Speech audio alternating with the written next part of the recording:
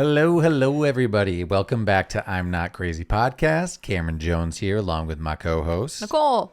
As I promised, I'm going back to the Soothsayers, Part 2, Seeing the Future. I did do a lot of time science stuff last week, right? Yeah. Or last episode, but I didn't even really touch on what a soothsayer is. So I figure I should. I'm gonna be honest. I never heard the term soothsayer. Okay, well I then, thought you made it up. I was like, what the fuck? no, it's a real thing. So I figured that might be the case for other people as well. So Yeah. a soothsayer is a person supposed to be able to see or foresee the future. Sooth is an archaic word meaning truth or reality that dates back from Old English and was used until about the first half of the 17th century. So they're truth sayers. They're telling you. So they're truth tellers. Yeah, they're telling you the truth. But as I said with the last time travel episode, I have a few more people I want to touch on, and I'm going to continue with Edgar Cayce. Have you heard about this person before? I don't think so. Probably not. I hadn't either. I wanted to get a wide representation of people seeing the future in different ways they might be doing it. So this is another person who through trance and hypnotism sees the future. Great. So Edgar Cayce, who lived from March 18th, 1877 to January 3rd, 1945, was an American clairvoyant who claimed to speak from his higher self while in a trance-like state. Okay. His words were recorded by his friend, Al Lane, his wife, Gertrude Evans, and later by his secretary, Gladys Davis Turner. He is said to be the most documented psychic of the 21st century. Wait, the most documented? The most documented. But we're not familiar with him? Not the most popular, maybe, but he's had the most research and science done on him and his psychic ability. Okay. He's the most documented. Okay. So during the sessions, Cayce would answer questions on a variety of subjects such as healing, reincarnation, Okay. dreams, Great. the afterlife, Love it. past lives, Great. nutrition, What? Atlantis, Okay. and most importantly for us today, though, future events. He also Nutrition. Yeah. Well, because as we'll see, his main focus wasn't seeing the future. It was actually diagnosing health problems in people's bodies while under hypnosis. But I like how you throw everything in there and then you're like, nutrition. that was part of his thing too. He was Okay. he was trying to start a whole movement. He was a not doctor. Well, you'll see. Let's just get into this here. Okay. So Cayce was a devout Christian and a Sunday school teacher, and he said that his readings came from his subconscious mind exploring the dream realm, where he said all minds were timelessly connected. I like that idea. We're all connected timelessly.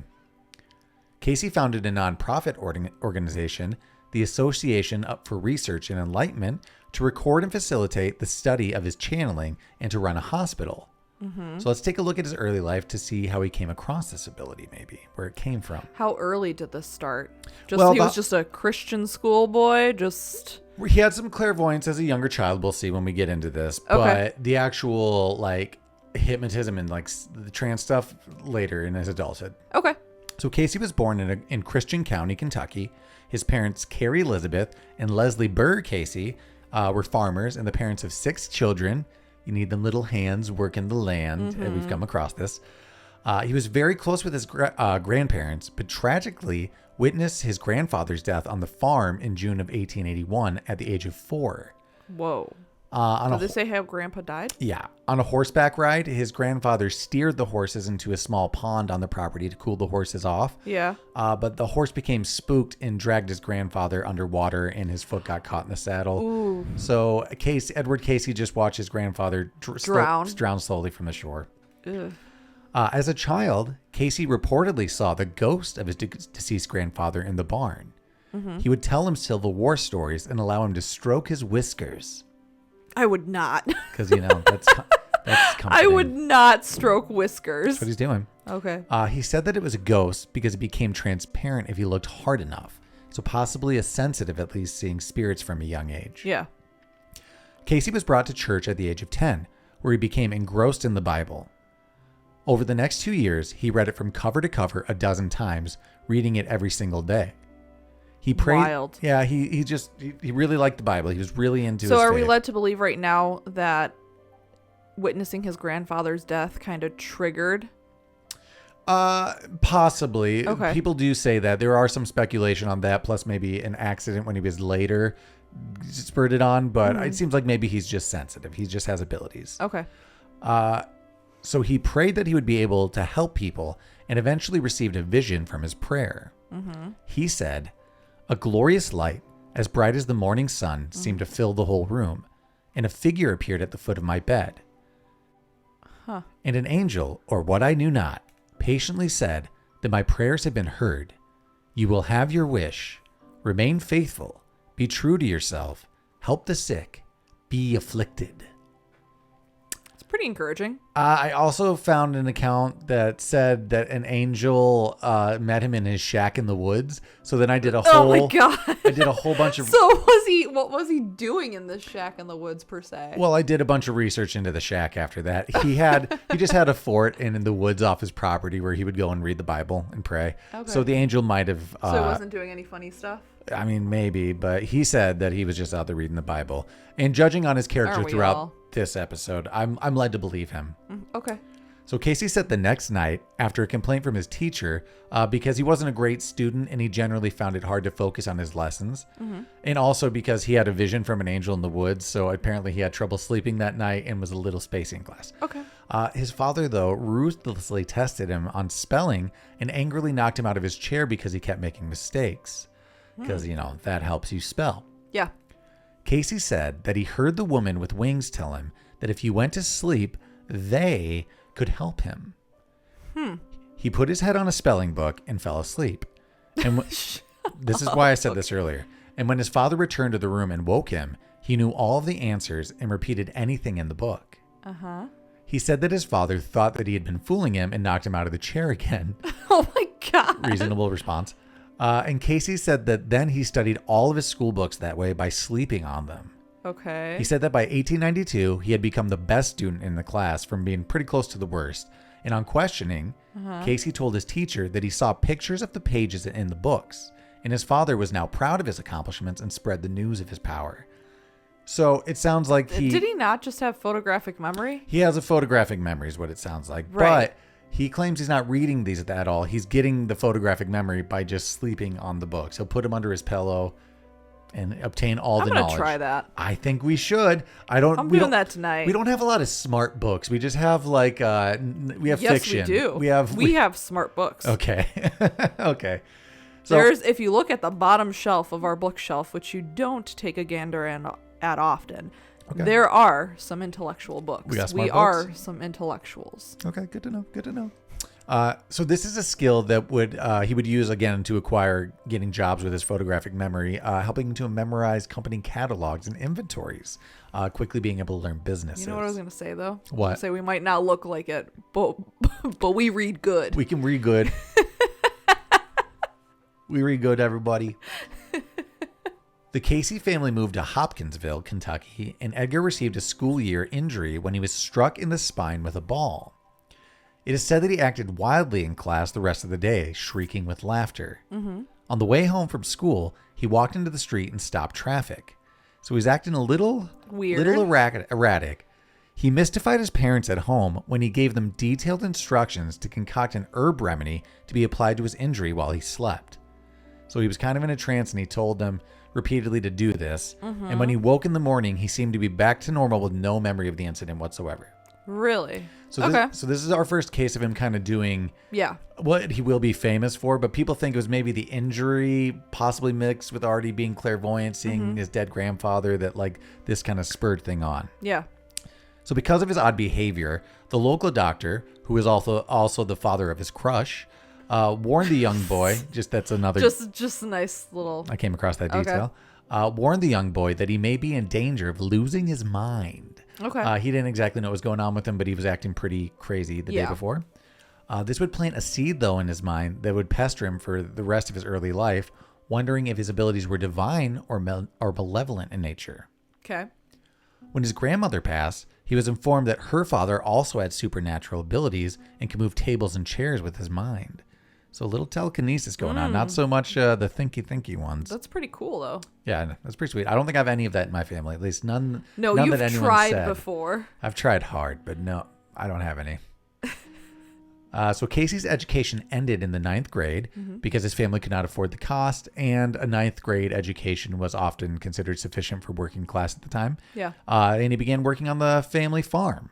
Okay. The family lived in poverty, and he was barely getting by, so they eventually moved into town to look for employment elsewhere. They're giving up on farming. Mm-hmm. When he was 18, he fell in love with Gertrude Evans, the prettiest girl in town. So said all the publications. I don't know who's judging this, though, you know? Okay. She came from the upper class, and he was a poor farm boy, but they connected on their spirituality. The two were quickly engaged, but the wedding would have to wait until Edgar could secure a better job. Okay. He wanted to get a little more financially stable. Nothing wrong with that. Nope. He still read the Bible once a year, attended church, taught Sunday school, and recruited missionaries. He said that he could see auras around people, spoke to angels, and heard voices of departed relatives. Mm-hmm. In his early years, he agonized about whether these prophetic abilities were spiritually derived or something darker. Okay. Very religious man. He worried that this could be witchcraft or something forbidden. He really... Fair. He battled Yeah. with this quite a bit. In 1900, Cayce formed a business partnership with his father to sell Woodman of the World insurance. They were traveling insurance salesmen going door to door. Okay. In March of that year, however, he developed severe laryngitis, which resulted in a complete loss of speech for him. He completely lost his voice. It was very raspy. All right. Unable to work, he lived at home with his parents for almost a year. Mm-hmm. Cayce then decided to take up photography, an occupation that would strain his voice less. Uh-huh. He began an apprenticeship at the photography studio of W.R. Bowles in Hopkinsville and became proficient in the trade. Okay. So we're just switching careers because Yeah, he can't talk as much. Right. So here's when things start to get real mystical beyond a young guy saying he talks to angels. Does he start taking pictures of the paranormal? Nope, nothing to do with photography. He just happens to be into photography, and he will have... maybe he captured, No, it's all... apparitions or like... No, not this guy. Disembodied. Here's where it gets a little mystical. Okay. A traveling stage hypnotist and entertainer named Hart, who called himself the Laugh Man, performed in... Mr. Smiley. Mr. Smiley, the Laugh Man, performed in 1901 at the Hopkinsville Opera House. Hart heard about Cayce's throat condition and offered to attempt a cure. Okay. Cayce accepted his offer, and the experiment was conducted in the office of Manning Brown, the local throat specialist. Mm-hmm. Cayce's voice reportedly returned while he was in a hypnotic trance, but disappeared when he awakened. Hart unsuccessfully tried a post-hypnotic suggestion that Cayce's voice would continue to function after the trance and be permanently restored, so putting the hypnotic effect after his awakening, trying to make it a permanent solution for him. Right. Since Hart had appointments in other cities, though, he could not continue his hypnotic treatment on Cayce. Mm-hmm. He said that he failed because Cayce would not enter the 3rd stage of hypnosis and accept a suggestion. A problem I think I have, I don't think I can be hypnotized because I'm not going to allow you in my brain. I'm not going to let anyone in my mind. I feel like you could be easily hypnotized. If I let you in, but I'll never let you in. You fall asleep to meditations. True. I let them in. You do let them in. I let those go in. New York hypnotist John Duncan Quackenboss, not a great name for credibility. Not at all. Found the same impediment with him where he was unable to get him into the 3rd stage of hypnosis. Okay. He suggested that Cayce should take over his own case in the 2nd stage of hypnosis, which I believe means he'll take over the hypnotizing himself once put under. Mm-hmm. So maybe some trust issues. Don't blame him. Don't let them in. Right. I'm with him. But you do. It's different.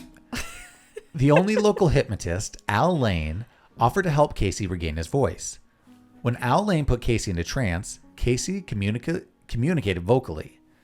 Edgar in a trance said, "Yes, we can see the body." He described his condition, saying that it was a circulatory issue with his throat. He said that this could be corrected by suggestion. So this is him in a trance now. He's out saying, "Yes, I see the body. It's a circulatory problem with Edgar Cayce's throat," but he's talking about himself in 3rd person. Right. And that we can fix this with suggestion. Okay. Cayce told Lane to give him a suggestion to increase blood circulation to his throat. Okay. Lane gave the suggestion. Cayce's throat reportedly turned bright red, and after 20 minutes, Cayce was still in a trance but declared that his treatment was over. On awakening, he sat up and spat blood, which is alarming, but his voice was said to have remained normal. He would have occasional relapses with his... just like, bleh. Yep, just a little... Gotta get that out. It's increasing the circulation. Yeah. He would have occasional relapses with his voice, but he was reportedly able to correct it with local hypnotist Lane's assistant. Say with a little bit more blood spat. Just a little cough here and there. So Lane asked Cayce to then describe Lane, the hypnotist, his ailments, and to also suggest cures for him. Okay. So while he's under, he's like, well, that's working good for you. Maybe there's something you can do for me. Right. So while he was under, Cayce replied with accurate ailments and suggested cures, and they worked. Huh. So Lane considered Cayce's ability clairvoyance and suggested that he offer physical diagnostic service to the public. So this is not interesting. This is not Edgar Cayce's idea, but the hypnotist is like, this is great. You should do some doctoring. Yeah. And Cayce was reluctant since he had no idea what he was prescribing while asleep and did not know if his remedies were safe. Right. Reasonable thinking. He doesn't want to be liable. He has no idea what he's saying while he's under a trance. But this quickly flipped from a man who was using hypnotic suggestion to revive his voice to offering medical advice while in a trance. That's where this story is going to go. Okay. So he told Lane that he did not want to know anything about a patient since it was not relevant. Right. He agreed on the condition that readings would be free and specified that if readings ever hurt anyone, he would never do another one. Okay. It's all reasonable. Right. I like this guy. Yeah. He began, with Lane's help, to offer free treatments to the townspeople.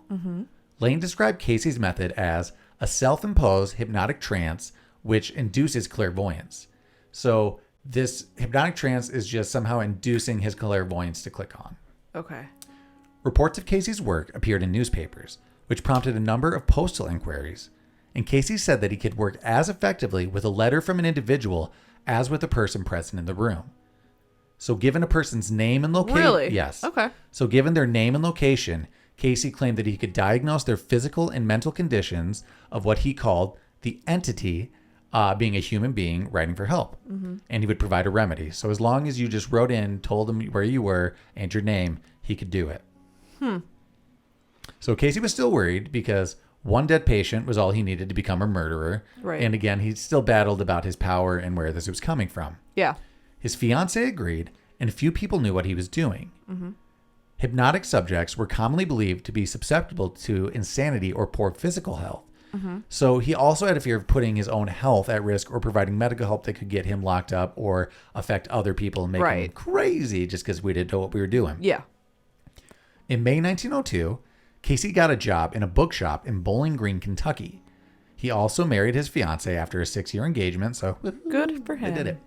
They were eager to escape their association as the psychic doctor in their hometown and to start a new life. But word of his ability quickly spread, and he felt obligated to help people in need, which is what his whole goal is this whole time. He just wants to help people. Right. He boarded with several young professionals, 2 of whom were doctors. Cayce lost his voice again, and Lane came to help with the normal cure of suggestive trance therapy. During this time, he was still providing readings and still worried that his advice might harm someone. So Cayce kept the meeting secret and continued to refuse money for his sessions. This is going to be a common theme for him. He's never going to profit off this, and he's always going to be in financial dire straits. At the age of 29, Edgar was asked to show his readings to a group of doctors. They had been gathered as skeptics to disprove the rumors, but they were astounded when he accurately made diagnoses and prescriptions before them. The doctors took it a step too far, though, and they pushed needles in his hand and body and just tried to give him other suggestions and saw how far they could push it. And when he woke, he was very angry about this and vowed to never let anyone experiment on him again. Rightfully so. Which isn't entirely true. He actually ends up starting his own association, but this moment really bothered him. Yeah.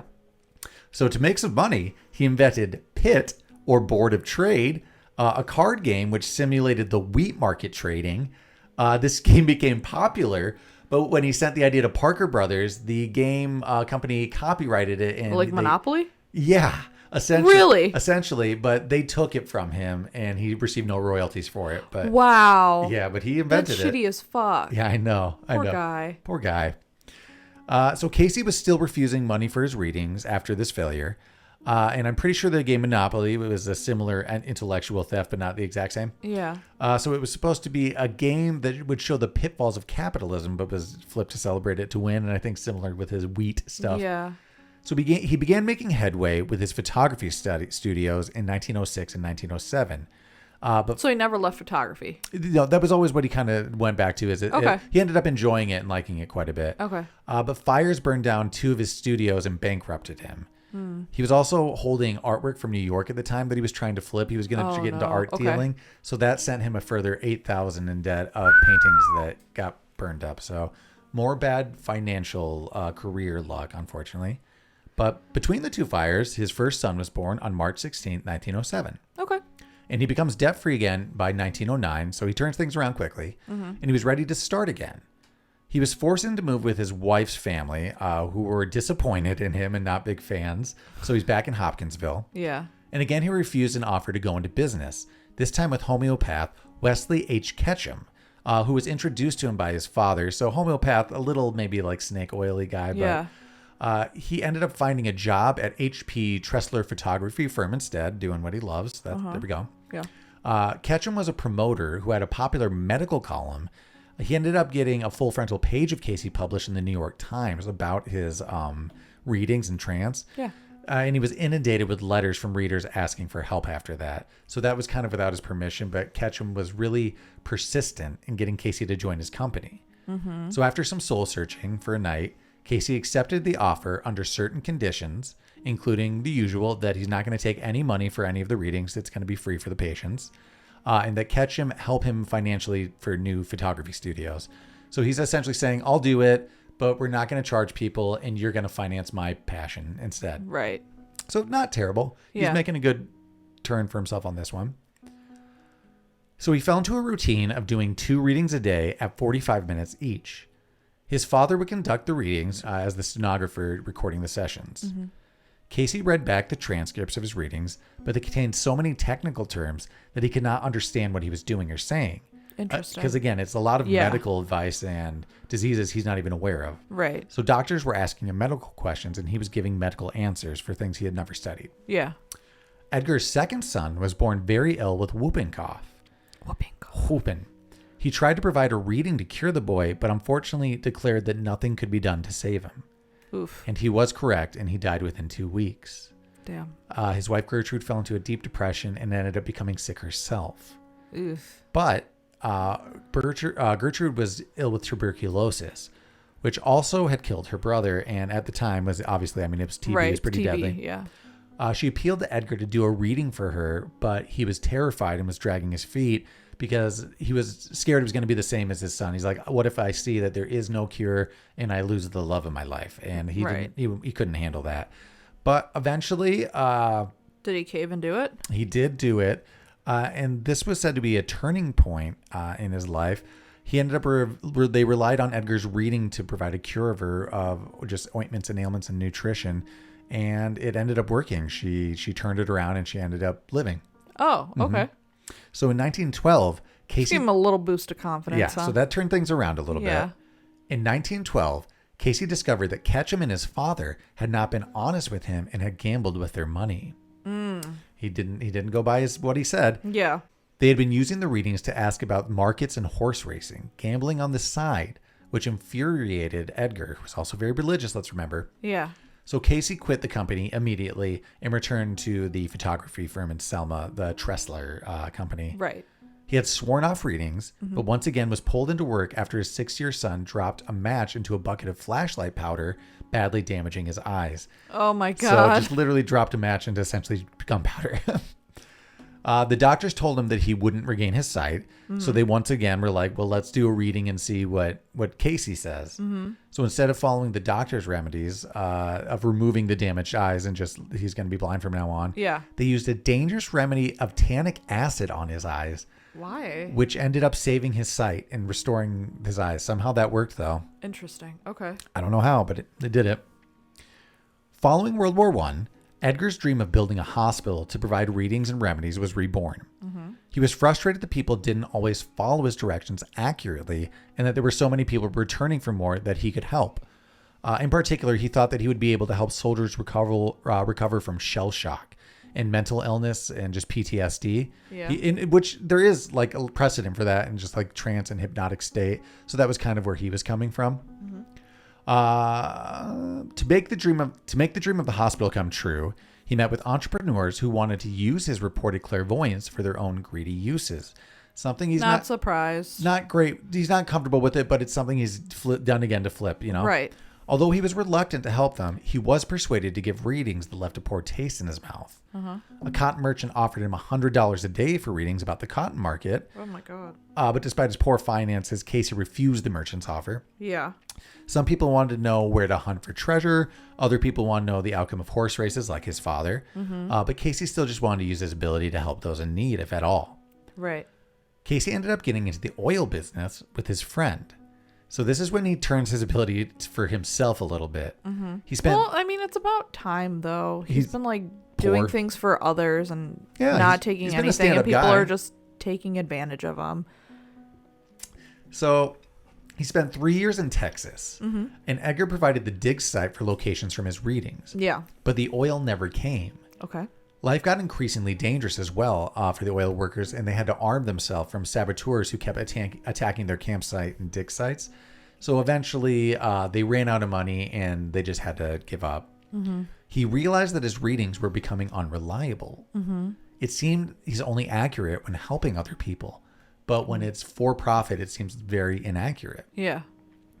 So he still hadn't given hope on the hospital, though. So before returning home, he traveled the country looking for wealthy investors. And he did actually end up raising potential interest in raising $60,000 for a hospital in Alabama. Wow. Yeah, the dream's coming true.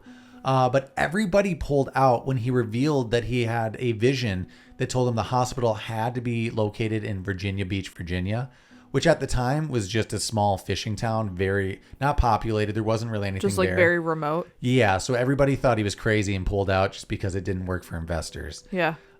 He also said that apparently the ocean increased his abilities, so he'd be able to do more good next to the ocean as well. But everybody bailed, the dream fell apart, and he's coming home. Okay. Arthur Lammers, a wealthy printer and student of metaphysics, persuaded Cayce to give readings on philosophical subjects. I thought you were going to say philanthropy. On philanthropy, no. Well, he would love that, but sadly, no. Yeah. On philosophical subjects in 1923. So he wants to just use this trance and hypnotic state to maybe get into some mystical, weird stuff. Yeah. He told Cayce that in his trance state, he spoke about Lammers' past lives and reincarnation. Okay. So we're getting away from medical advice now and stepping more into time-related visions. Reincarnation was a popular contemporary subject, but is not an accepted part of Christian doctrine. And because of this, Cayce questioned his stenographer about what he said in his trance state and remained unconvinced. This was kind of messing with his moral compass a bit. Yeah.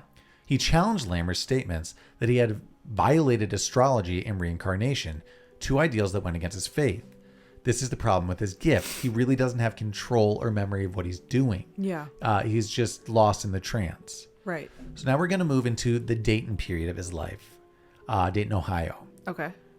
From 1923 to 25-ish, roughly. Yeah. So Lammers asked Cayce to come to Dayton to pursue the metaphysical truth via the readings, and Cayce eventually agreed. Gertrude, his wife, is also dubious, also religious and spiritual, as we said, but interested and agreed to the idea. Cayce produced considerable metaphysical information in Dayton, which he tried to reconcile with his Christianity. Lammers asked Cayce about reincarnation and past lives, and Edgar was astounded to read back these readings that ran counter to his belief. So because of all this, though, he pores back over the Bible and found some solace under some close examination and interpretations, which he drew that he considered examples of reincarnation within Christianity. Maybe not so blatant in your face, but things he interpreted as reincarnation. Okay. So he ended up referring to these readings as life readings as opposed to his physical readings when he's like just diagnosing things. So life readings are his reincarnation things, physical are diagnosis. He performed past life readings on all of his family, all of which had past lives and were frequently interacting with each other within these lives. Interesting. So he finds that people tend to correlate with each other in every life. This new experience inspired Edgar to explore other religious beliefs and contemporaries like Hinduism, all the way to like ancient Greece and ancient Egyptian beliefs. He's starting to kind of expand his knowledge and his spiritualism a little bit here, which is interesting. Yeah. Lammers, who wanted to determine the purpose of Cayce's clairvoyant readings, wanted to put up some money for an organization supporting Cayce's healing method. So he actually wants to do like some study here and get to the bottom of it. So Cayce decided to accept the work and asked his family to join him in Dayton as soon as possible. Right. By this time, the Cayce family arrived near the end of 23. However, Lammers was in financial difficulties and the proposition was falling apart. So right when he's getting his family here, all the finances fell through. Seems like it's a common theme with him. Yeah, he really has bad business luck. At this time, Cayce directed himself to readings centered around health, getting back to what he likes, just helping people for free, unfortunately. Well, good for him, though. Trying to help the needy. The remedies reportedly channeled often involved electrotherapy, ultraviolet light, diet, massage, less mental work and more relaxation. Nice. And they were noticed by the American Medical Association. And Cayce felt that it was time to legitimize his operation and get licensed with the medical practitioners. Because this whole time, he's very blatant. I'm not a doctor. He's putting that out there, which I like about this guy. He's never trying to pull the wool over anyone's eyes. It's always people trying to use him, you know? So he reported that in a trance in 1925, the voice advised him to move to Virginia Beach, Virginia, which it did before in a vision. Right. So this he is did it? The Virginia Beach period from 25 to 45. Okay. This is when Cayce finally created the institution which survives him. Okay. By this time, he was a professional psychic with a small staff of employees and volunteers. A secretary, Gladys Davis, joined back in Ohio. She felt a calling to help Edgar's cause and joined the crew to transcribe the readings in shorthand. Okay. She became part of the family and was said to also have a pretty photographic memory herself. She was a computer, they said. Interesting. So Cayce's readings increasingly had occult or esoteric themes, which is interesting because he's uncomfortable with it. Yeah. Morton Blumenthal, who worked in the New York Stock Exchange with his brother, became interested in the readings and shared Cayce's vision and offered to finance his dream. Blumenthal bought the Cayces a house in Virginia Beach to allow him to start his hospital. And the next summer, construction began on Cayce's hospital. It's about damn time. Someone just gave him the house, gave him the hospital. Yeah. At this time, Virginia Beach, as I was saying, was just a sleepy fishing town, and everyone thought this was a crazy investment because no one was going to go there for this. Yeah. With the Blumenthals, he created a corporation, the Association of National Investigation. Dope name, kind of. Their goal was to conduct research on science, education, health, and spiritual awakening pursuits. All dope. Dope pursuits. It was at this time that his mother passed away, unfortunately. He ended up reconciling with his father finally after the whole financial thing, after her funeral. And his father ended up coming to live with him in Virginia Beach in the house. Really? Or at least nearby, yeah. Interesting. They really got back together. To protect against prosecution, anyone requesting a reading was required to join the association and agree that they were participating in an experiment in psychic research. So I mean, that's basically covering his ass anyways. Yeah, and everybody's just, you have to say it's free treatment, but you can't just disclaimer. Yeah, it's not gonna, and you're consenting. Yeah. Smart. Yeah, 100% smart. Mosley Brown, head of psychology department at Washington and Lee University, became convinced of the readings and joined the association in early 1928. Okay. They were the only hospital of their kind where physical ills could be diagnosed and prescribed with psychic readings. And possibly the only one still. I was trying to find more research on that, but the internet's a wild place. It was hard to say. But on October 11, 1928, the dedication ceremony of the hospital complex was held. The complex contained a lecture hall, library, vault for storage of the readings, and offices for researchers. There was also a living room, a 12-car garage, servants' quarters, 10 tennis courts. Oh, so fun. It had some leisure for everybody as well. Nice. Its first patient was admitted the following day. The facility enabled checking and rechecking the remedies, which was Cayce's goal for the practice. So he does the ratings, gives the remedies, and then someone's prescribing and actually delivering it to him and checking the results, actually. There were consistent remedies for many illnesses, regardless of the patient and the ailment they had.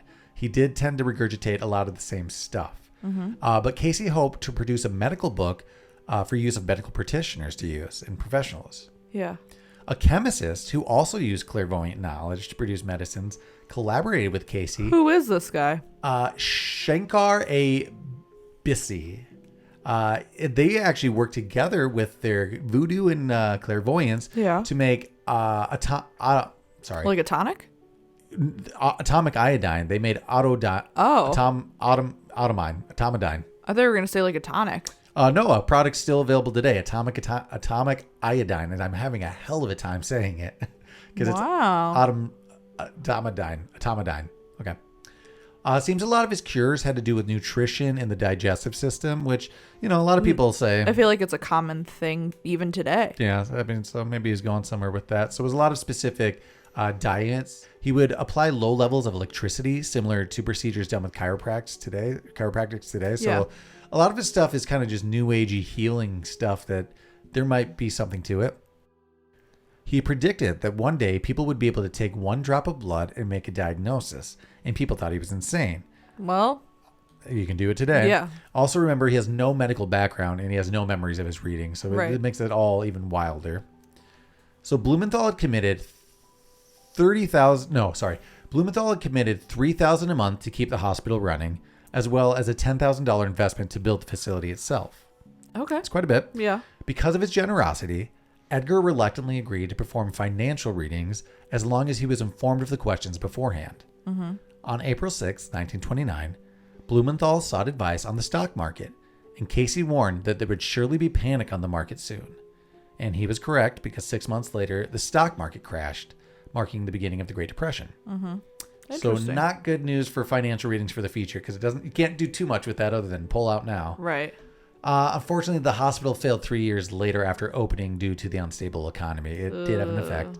Devastated, Edgar was said to walk the empty halls of the facility, collecting keepsakes, including a framed photo of his mother to remember his accomplished dream. Aww. Yeah. He had managerial problems handling the money also, apart from the Great Depression, though.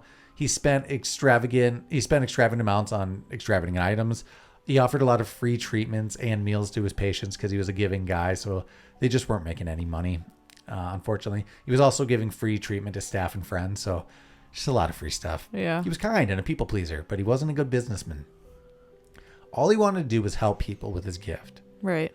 It was also said that there was a power struggle between his financier to see who could use his gift for the financial gain.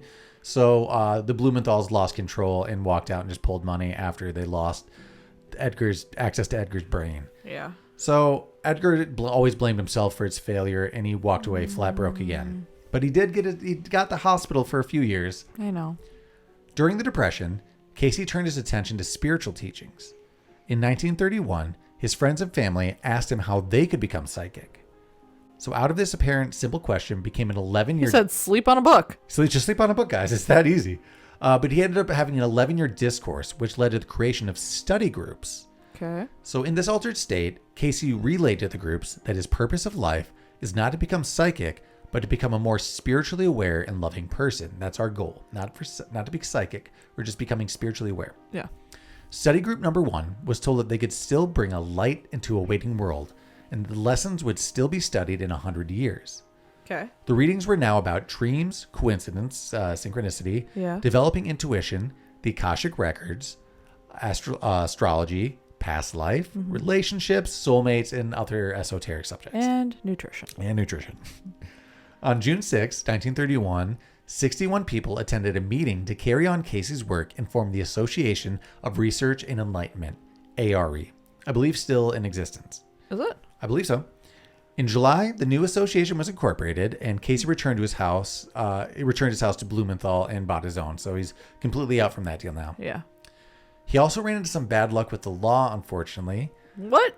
While in New York, a desperate woman asked him for a reading, which he agreed to. Okay. She ended up being an undercover cop, and Edgar, Gertrude, and the secretary were all charged for fortune telling. So it was totally... Oh, come on. They totally set him up, and he didn't want to do it, but they got him for that.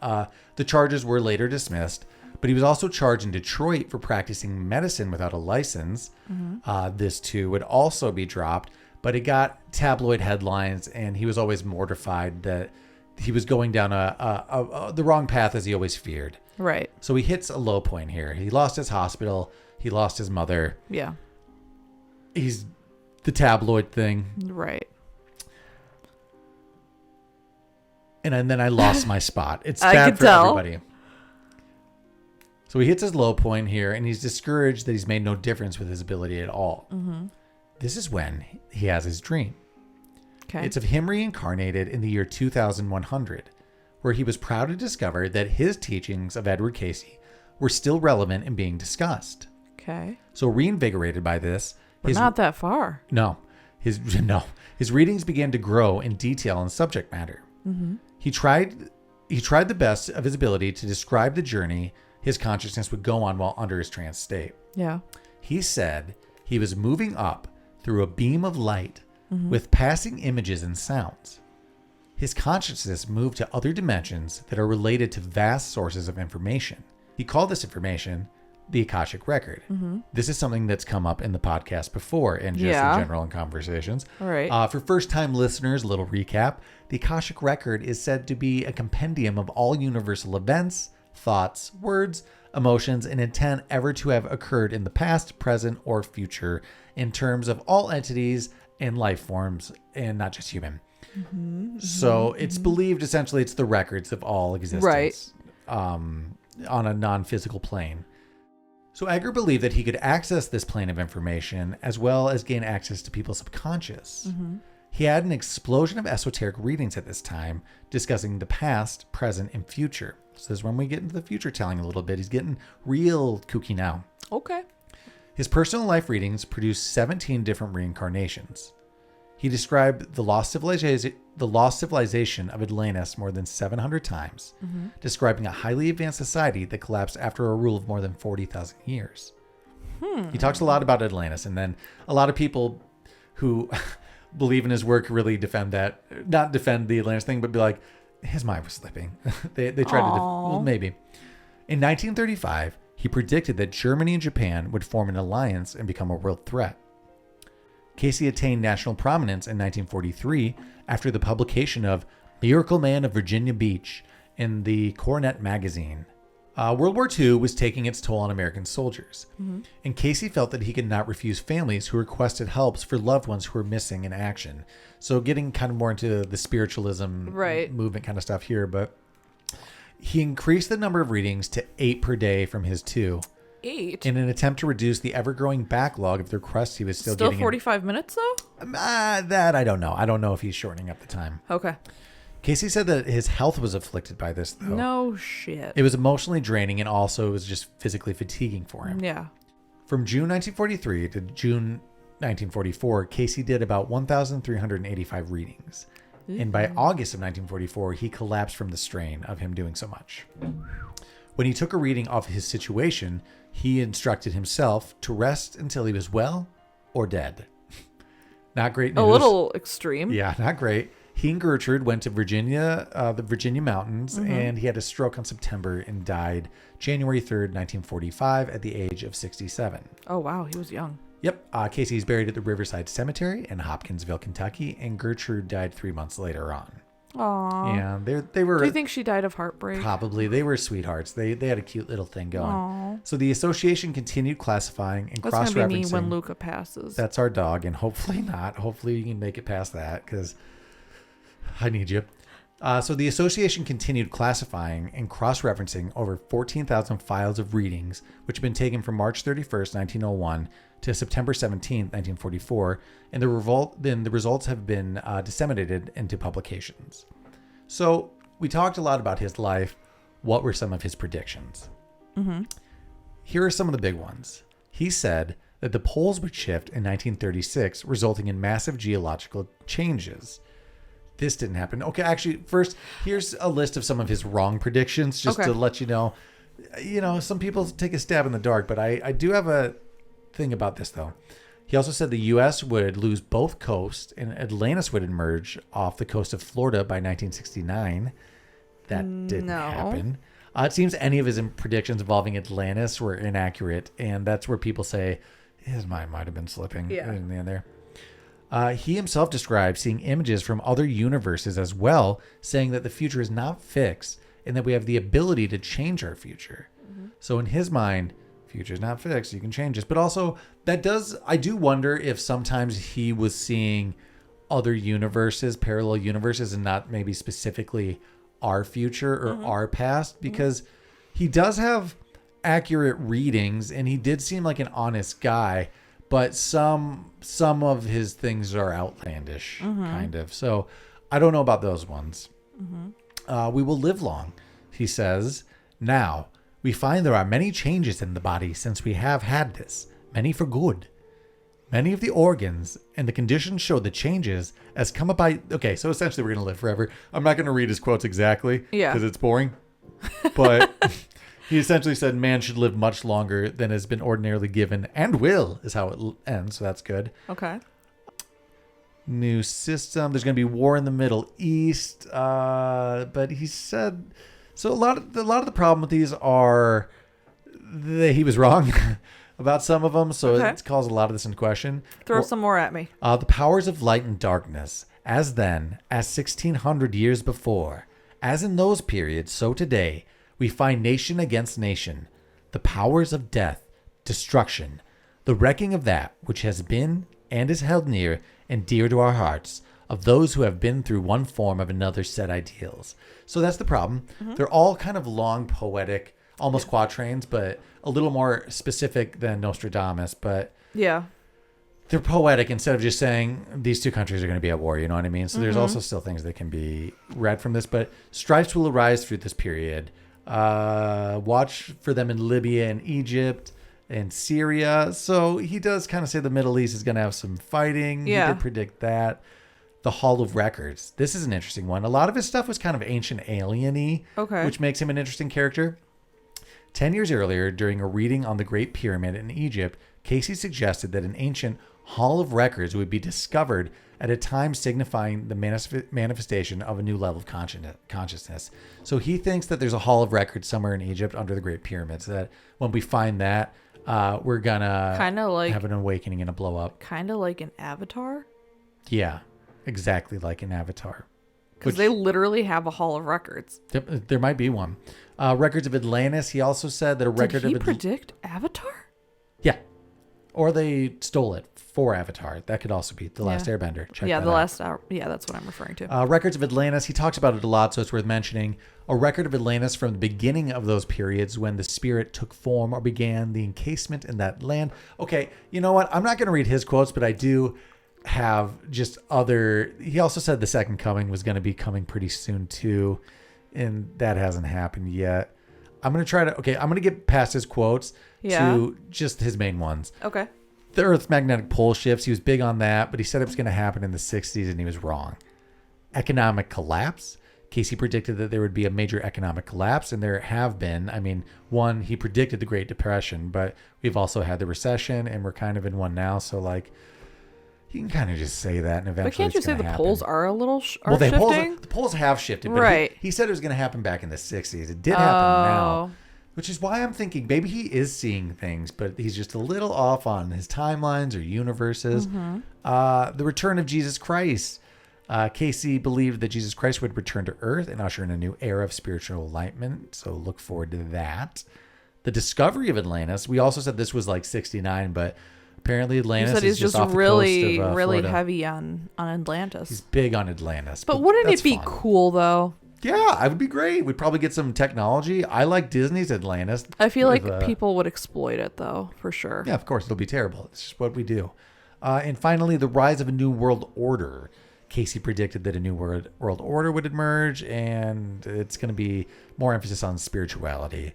So those were his main predictions, but he did so much more than that. Yeah. I just wanted to touch on someone who, through trance and maybe going into our dream state, he was able to connect to, like, we've talked a lot on the show about like the main subconscious, the Akashic records, kind of like a one unity kind of thing, that he might have been able to tap into that entity. What do you think about that?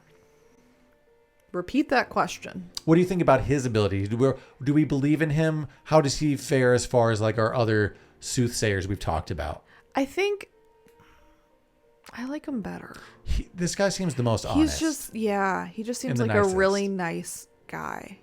And I did watch He didn't want to be exploitative. Like, he didn't exploit his powers for himself, even though he tried with that oil thing. Even though it wasn't really, like... Didn't work out for him. No. Any of the financial ones never worked out, it seems. Yeah, but he just genuinely wanted to help people, and that was his goal from day one. Yeah, stand-up guy. Yeah.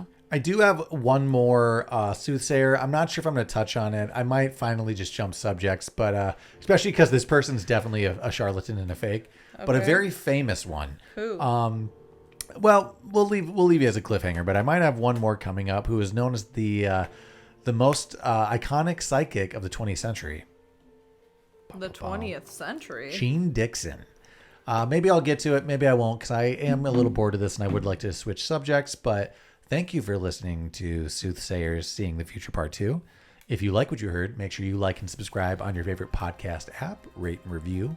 If you want more content, make sure to check out the whole Majestic Jam Network, Urban Hermit Podcast for banter, Cult Classics for movie, High Wire for music, and also make sure to check out the Twitch stream. We're going to be playing some scary games, Nicole and I. I'm also playing some... Spooky, scary. Yeah, some retro games. Look up Majestic Jam Network, Majestic Jam Productions, Majestic Jam Cam, some form of Majestic Jam on Throw Twitch. It all in there. I'll get you the real one at some point, but check you on the next one.